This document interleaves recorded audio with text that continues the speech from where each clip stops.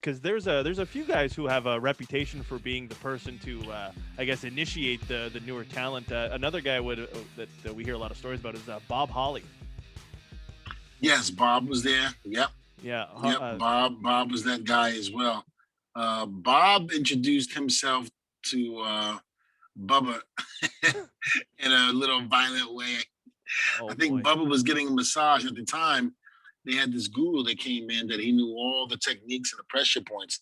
So there used to be like the big wrestling mat in the room, and he was there to adjust you and to do all of that stuff. And Bubba went down there to get adjusted, and Bob Holly saw him and came over and cross faced him as he Oh, was laying down.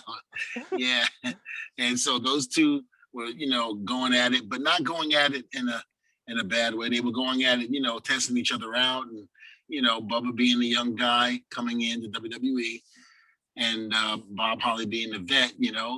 Bob came in and was feeling them out for the locker room, so to speak. It was nothing like malicious or anything like that. It was so friendly. I'm sitting there watching it, laughing. Because these two are like clowning around. It was fun. That was just what we did back then.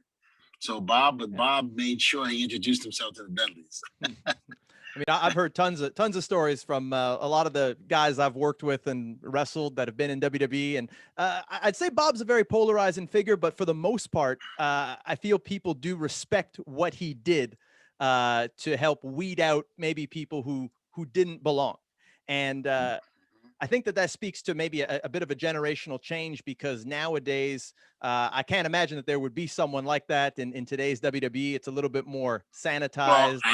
not that it was ever done before, but if you want to say somebody that's taking that place, if they ever asked them to, Brock Lesnar would be definitely one. I think that if somebody needed an attitude adjustment, Brock would be the one to go to. Hmm? I think Brock can more than handle himself doing that.